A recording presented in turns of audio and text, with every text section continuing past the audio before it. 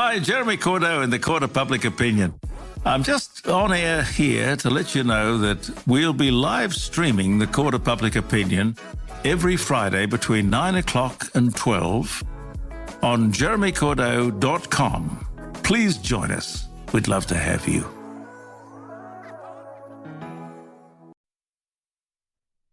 If you know of anyone that currently suffers from ADHD, anxiety, poor health, stomach problems, stress, overwhelm, amongst many other symptoms, then today's show is for you.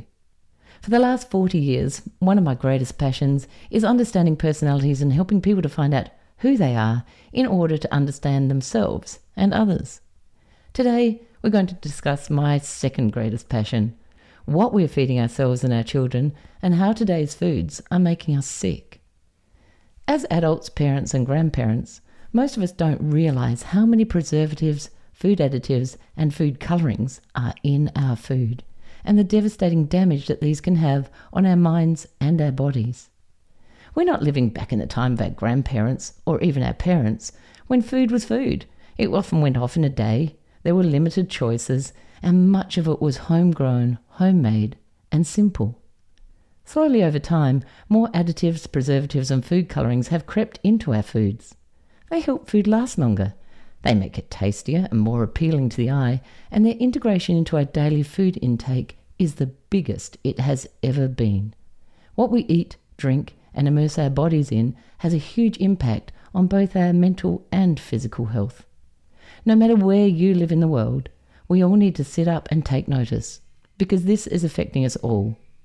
My personal story began 18 years ago when my children were 10 and 12. They were chronic asthmatics. My husband had blinding headaches 2 or 3 times a week, and my son had just started getting migraines as well. My daughter was crying every night when she went to bed. Someone handed me an invitation to a talk in the local community centre, and I went and watched a woman called Sue Dengate talk. She changed my life. We all watched as Sue held up a bun from McDonald's that she had for 6 months, and it was still fresh. She then proceeded to teach us about all the additives, flavourings and food colourings that were in the foods that we were all eating. As I looked at the screen, I realised then and there that this was what was making my family sick. I went home that night and I threw every single thing out of my pantry and my fridge in order to get rid of every colouring, additive and preservative in the house. And then I started from scratch, as I built up my new list of foods to feed myself and my family. As Sue Dengate had advised us to do, I followed the Royal Prince Alfred Hospital's allergy diet from then on, and my family's problems with their health literally cleared up immediately. Mood swings, headaches, shortness of breath all disappeared unless they eat the wrong food. I'm Kate Mason and welcome to Parenting and Personalities. This is the podcast that connects you to the ones you care about the most.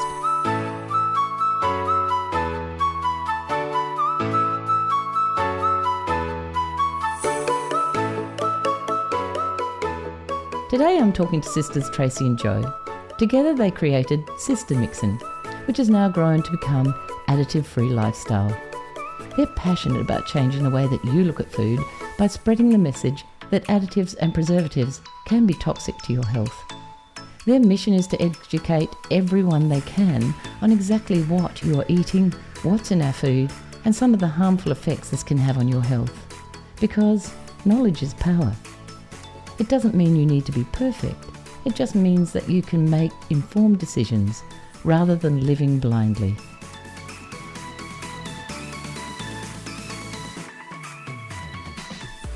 Welcome to the show, Tracey and Jo. I am so excited to have the pair of you on here because what you talk about is something I'm really passionate about. Thank you so much for having us. It's a pleasure. Now, Jo, I'm going to start with you because your journey is really interesting and it's very much the way that I started mine. So where did all of this start? What was happening in your life that created your journey into additives? Okay, well, I'll try and keep it short, but our journey started in 2013. Our little girl, she was just 3 years old at the time, and I had a brand new baby as well.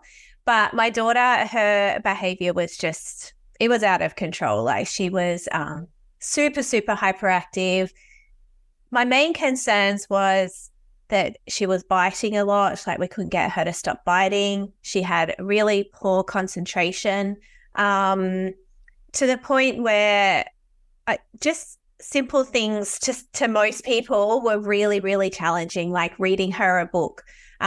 She'd try and lash out and rip the pages. Like she just didn't want to sit still enough to read a book or watch a show, or even taking her to the park or out and about would end in a big, huge meltdown and tantrum. And it just got really stressful and just way too hard to leave the house in the end. I cancelled playgroup and a little music thing that we used to go to. And I just found that we were just staying at home more and more because it was just really difficult to go anywhere. And my background is early years education. So I actually worked in a kindergarten with a lot of 3 and 4 year olds. And I just knew that things were not right. So I did book her into a clinic to have some testing done for ADHD. And I thought maybe that was the route that I needed to go down and, suss some things out. And then not long after I made that appointment, there was a 5-month wait list to get into this clinic that I wanted to go to. And I was alerted to Additives. And I was at a cooking demo one night, and the lady making the custard, she said, just this little comment of, there's additive 102 can often be found in custard powder, and I don't really like to give it to my kids because it can be linked to behavioural issues. And I kind of had never heard of additives. Like I just thought food was food. I knew what junk food was. I knew what food was, and sometimes food and, healthy food, but I never really realized that there were all of these other added products and ingredients in our food. And so I went home and I Googled 102 side effects. And I was pretty shocked with what I was reading. And it was pretty much everything that my daughter was experiencing. It was aggressive behavior, behavioral problems, ADHD-like symptoms, asthmatic should avoid it. We didn't have any skin irritations with her, but I did with my newborn, and skin irritations was another one, like sleeplessness, just all of these tick boxes. And that just led me on a path to keep researching. I just knew that I had to learn more. And so I just kept Googling and researching, and my husband was away for work at the time. And when he came home, I pretty much handed him this list at the front door, and I said, look, I don't know if this is any of her problem, but it seems like all of these additives are linked to behavioral issues and hyperactivity, and maybe we should get rid of it and see what happens. And so we did. And it just completely changed our lives. And sorry, I know I'm talking a lot, but the other thing that I realized was that she stopped getting so sick as well. And we were always at the doctor because she had something wrong. So she had constant repeated tonsillitis. She had a couple of ear infections. They weren't too bad. She had a lot of bronchial problems. We were in and out of the emergency department with her wheeze, that they called it at that age, which then did get diagnosed into asthma. There were so many other things that I didn't even realize I could help, which completely just helped as well. So life-changing. No, that's fantastic. So the thing is, how quickly, once you'd taken those things out of her diet, how quickly did you see the reaction? Was it pretty fast? It honestly felt like overnight. Like we did go pretty cold turkey, but I look back now and I think actually we didn't, because there were still so many other things that we needed to change up as well. But we started with food, and my husband and I, we went to the pantry and fridge and freezer, and we did throw out anything that contained an additive that I'd found on the internet, like my list that I made. And we were pretty shocked. We threw out 2 garbage bags full of food, and we thought we had a healthy diet. Like we ate meat and veg for dinner, and we just lived a normal lifestyle that we grew up on. But I had no idea that the ingredients in the spreads that I was using, or the ice cream, or the wraps, or the bread, or like, you know, so many products we were eating was just filled with additives that were really hindering all of us, not just my daughter. And you don't really realize until, I mean, the thing is, the most important thing was you took away something that was just a comment from someone, and you took the time to dive into that, which is something that I did with my kids too when they were younger. I went and saw someone speak, and I did exactly what you did. I threw out everything, came home, ditched everything. And that was, I saw immediate effects too, to my children and my husband, who's very food colouring sensitive. And so to take that on board is really good, because what I find, and I don't know whether you do too, is a lot of people actually question the results that we have because there is no proof. So I did mine 18 years ago, right? My pantry clear out. So I was even further away from a time when people had a belief system around food colourings, and there was no one out there talking about it except this woman, Sue Dengate. So when people question, and you have those analytical people that go, where are the studies, particularly doctors? You know, there's no studies around that. You know, I talk about having arthritis, go see a specialist. Oh, no, there's no studies. It's not to do with the foods that you eat, you know, etc. How do you handle that? Because it's quite stressful. Yeah, I don't know if I've ever really let it affect me, because I think that I know what we're doing is the best for our family. So it doesn't really matter what anyone else thinks. I certainly had a lot of people judge me, and mostly close family and friends as well. I'm sure there was some strangers, because I had started a Facebook page and I was sharing some recipes, but mainly it was those people really around me that had a lot to say. But we just kept doing what was working for us, and it didn't really matter what anyone else thought, to be honest. And I still don't care. No. And have you found that the family have taken it on board, or they're still sitting back? Yeah, well, Tracey, my sister. Apart from Tracey. Who we'll talk to in a minute. Yeah, yes and no. I mean, there's certainly people that I'm still very close to that don't want to live this way. And look, that's their business. And I don't hold any judgment against them, and they don't hold any judgment against me anymore. And, you know, we are all who we want to be. We are. And I think the choices that we make are all really different, of course, and everybody has different belief systems. I mean, my thing was that there was no actual people, the analytical people I'd talked to was, you know, where's the evidence? You know, where are the studies? Yeah. And people haven't done, only just recently, I think people have kind of got more studies out around that type of area. So for some people it was woohoo, oh, there goes Kate, you know, taking a family off all of this stuff, you know, and who wants to eat at her house? You know, it's quite a different thing. But the scary part is it's the things like little tiny teddies that I used to give my kids. I thought they were okay, you know, that and the vanilla ice cream, and all of a sudden you start looking into all of those products, even if you just got vanilla and it wasn't coloured ice cream, still has all of the preservatives and nattos and all that type of stuff sitting in it. So what I found really interesting about you girls was that, women, was that the stats that you give about additives, you know, like food has changed so much over time. You know, like you talk about what did our grandparents have in their food? What did our parents even have in their food? I'm 62. I ate a pretty good diet in comparison today. So what's changed? And can you give us some of those stats on the additives and food company manufacturers, and that I was listening to you say the other day, and I was blown away about the money they're making. The food industry, the additive food industry, just additives alone, Trace, remind me of this, but it was something like so many $1 trillion. Like the amount was so big that we actually didn't even know how to pronounce it. We're like, how many billion is that? Hold on, that's $1 trillion, I think. So it's a lot of $1 billion estimated by 2030, and it's already very, very high.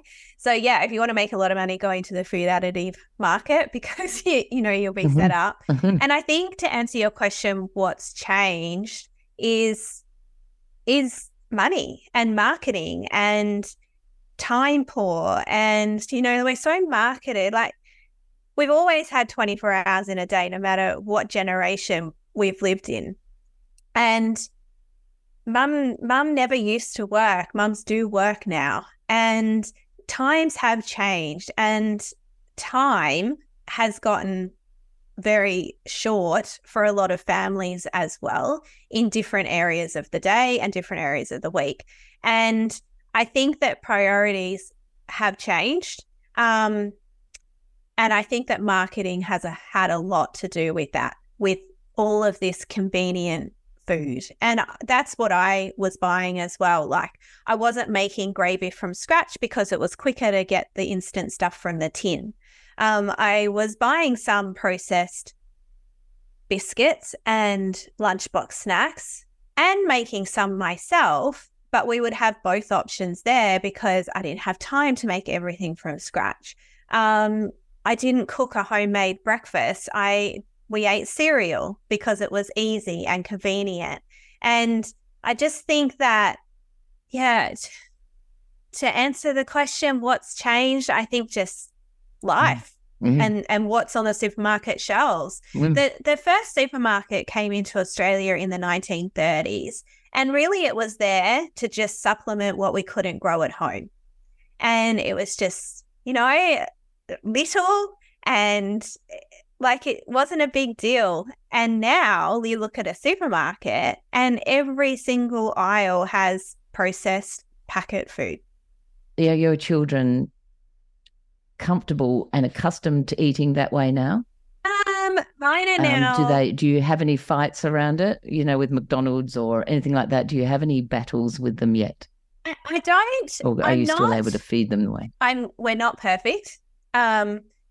I try not to be super strict with the kids as they get older, because I do want them to make their own choices, and I want them to realize how their body feels. And I also feel the more I say no, the more they're going to rebel as well. I now have a teenager. That's her job, to do the opposite of what mum says. Yes, that's right. To say no. Yep.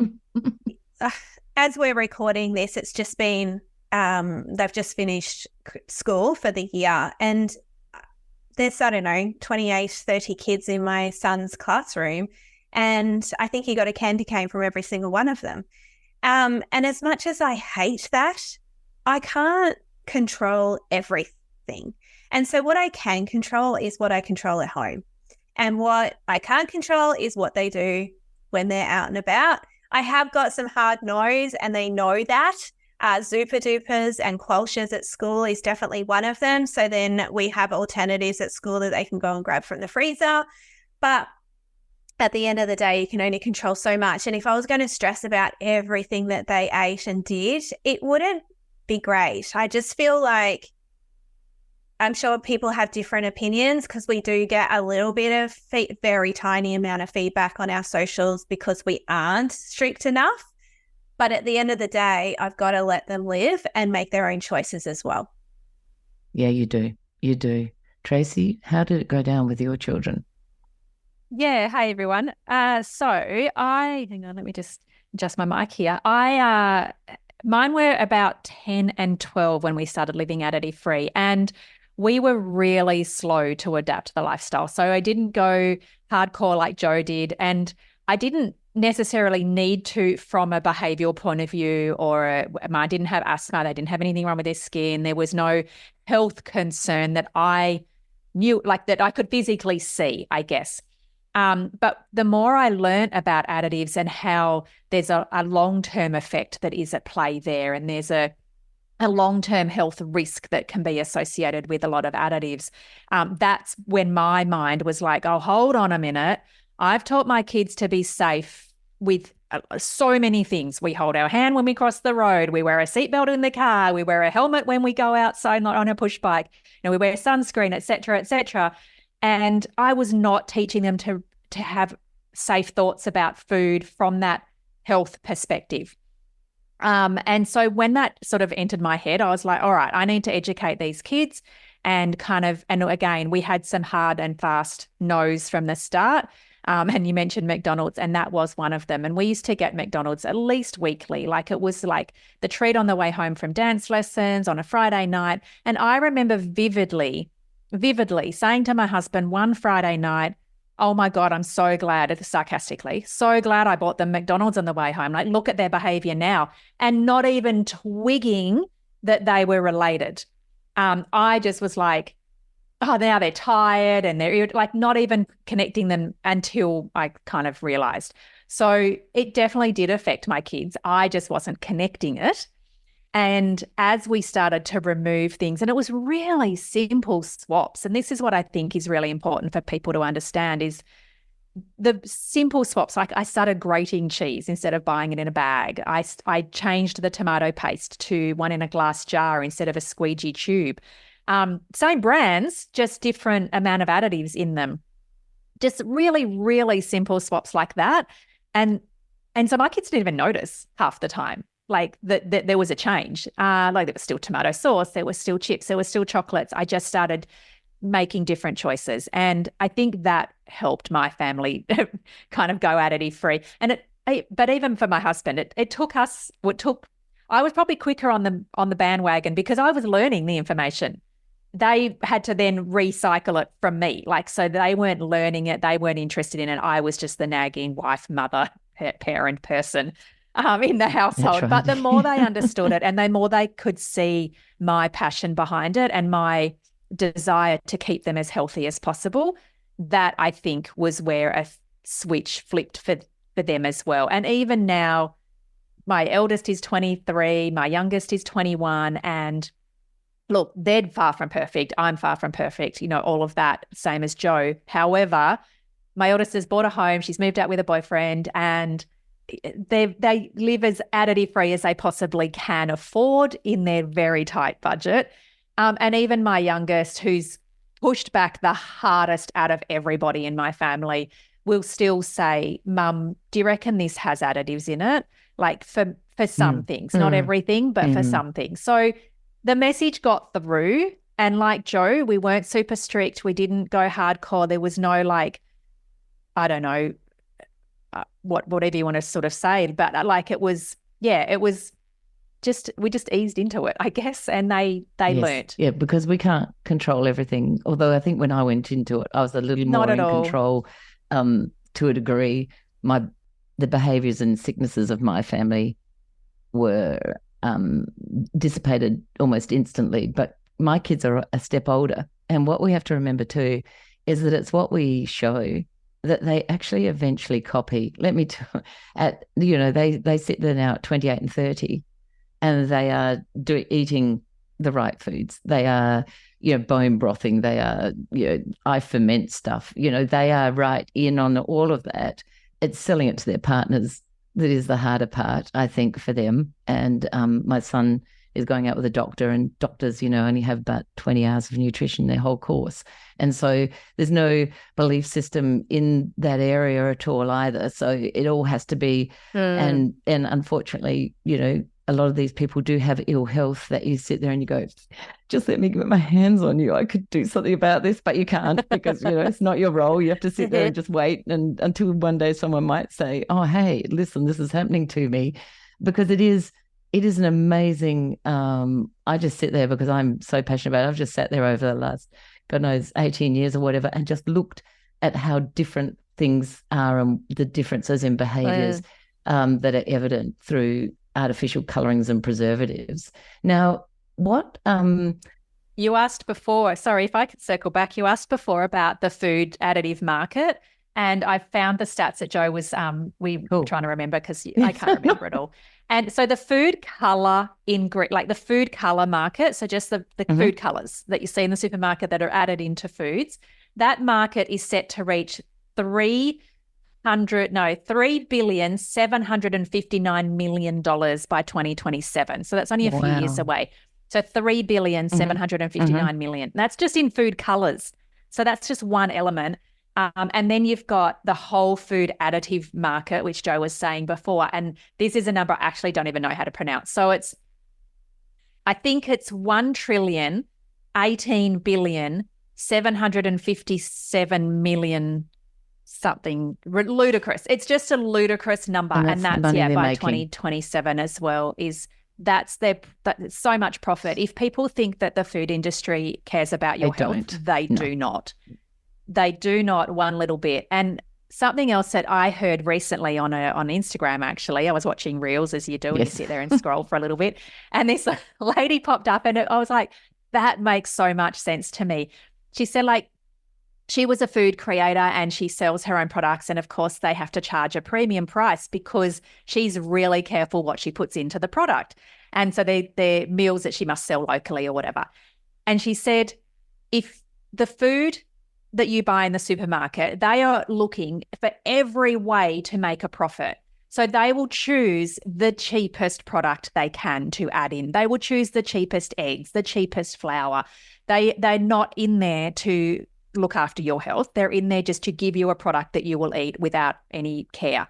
And so that touched with me as well. Like I was like, yeah, that makes so much sense. And even then I started to go, actually, do you know what?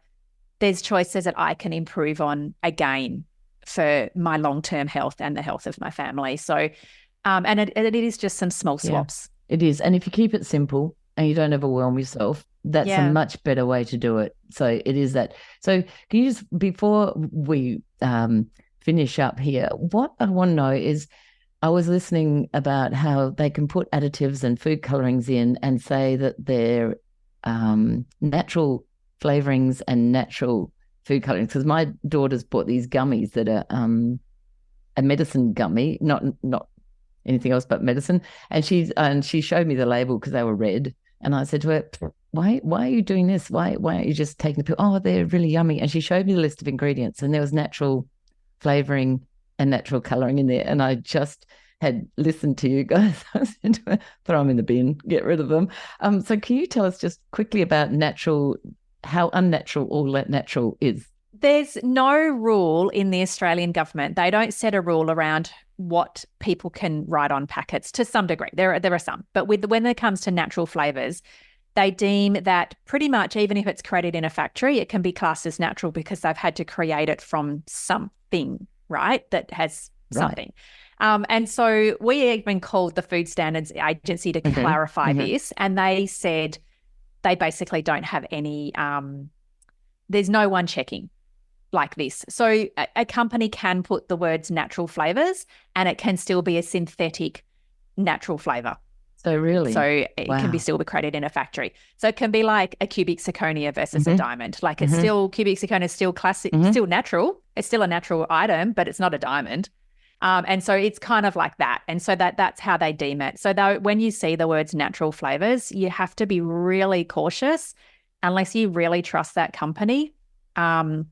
Then I probably would still put them in down as probably synthetic and made in a factory. And this is where our health has gone wrong. Like there's so much made in a factory that is not grown in a backyard or grown on a farm or grown without pesticides or grown without herbicides or grown without chemicals in the ground and chemicals sprayed on them. And this is, we all sit here and go, oh, I wonder why cancer is so high. I wonder why everyone is sick. People literally are just dropping dead. Like, I don't say that to be morbid, but the reality is we are an incredibly sick society, an incredibly overweight society, diabetes, everything you can name comes back to the food we eat in some way, shape or form.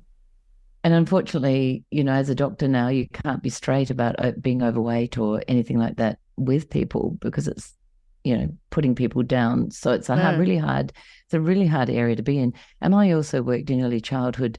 I was a reception teacher for many years, and my son is now a teacher.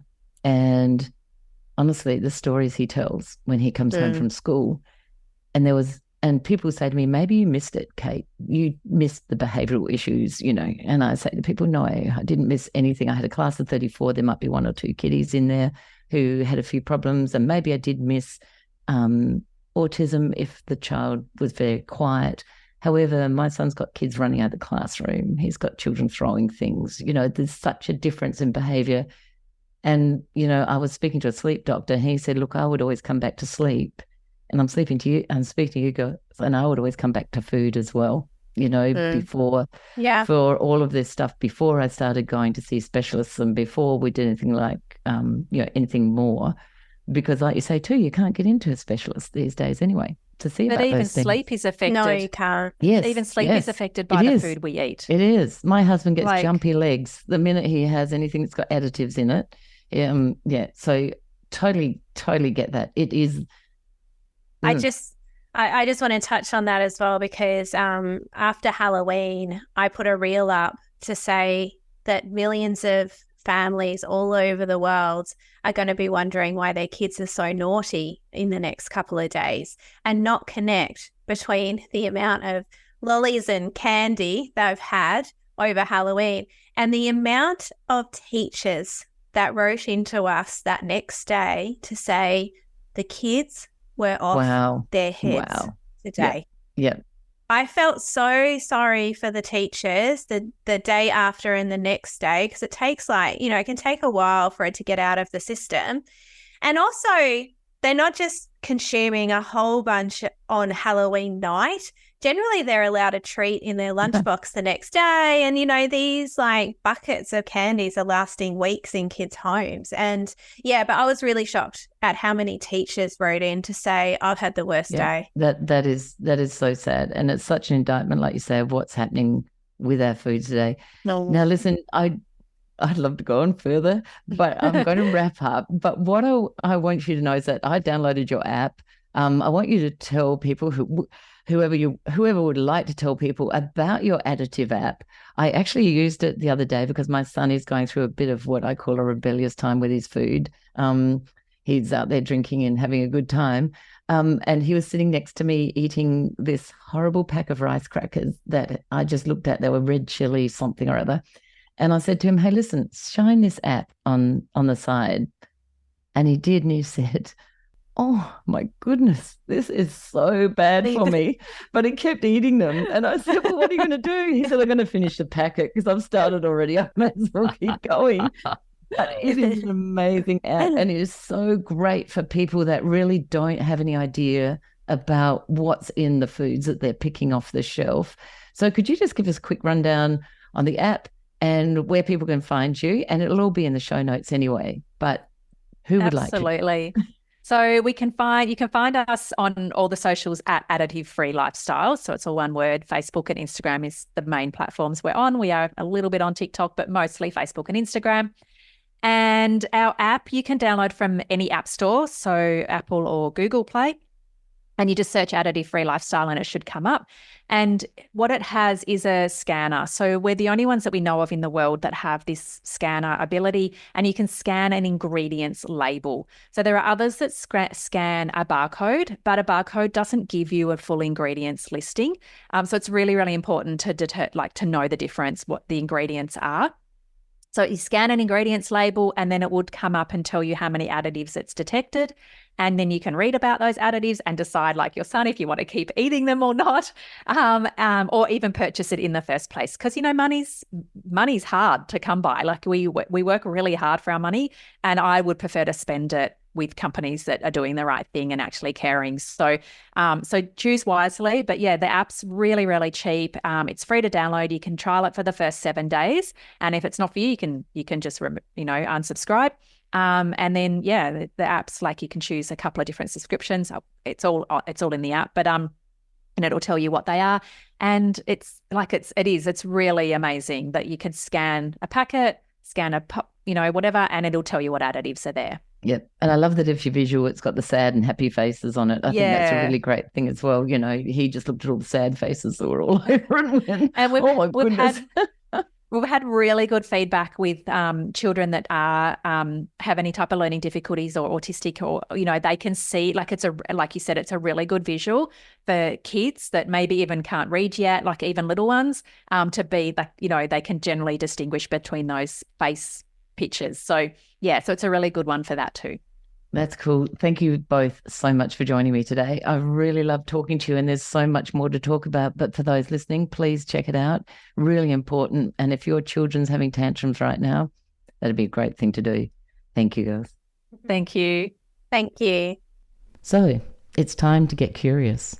Check out your pantry and your fridge. Scrutinise every bottle, can and packet for colourings, additives and preservatives. Look up what they are and how they can damage your health. Start cooking at home. Simple, basic ingredients. Let me know if you notice any changes in your family or yourself. Tracey and Jo will be joining me next week on episode 87 of Parenting and Personalities for part 2 about how to live an additive-free life. We'll be discussing Tracey's personal journey and the additives that were major issues for her and how she changed them and her life around. I'm Kate Mason. Thank you for listening to Parenting and Personalities. If you enjoyed this episode, we'd love it if you could leave a rating and a review that would help others learn about the podcast. If you're interested in discovering more about you and your family's personality types, you'll find my book, Who Is This Monster or Treasure in My House, on Booktopia or Amazon. If you have an episode idea, please send a note to thepersonalitycoach@gmail.com. Many thanks to our producers at Stories and Strategies, and we'll see you next time.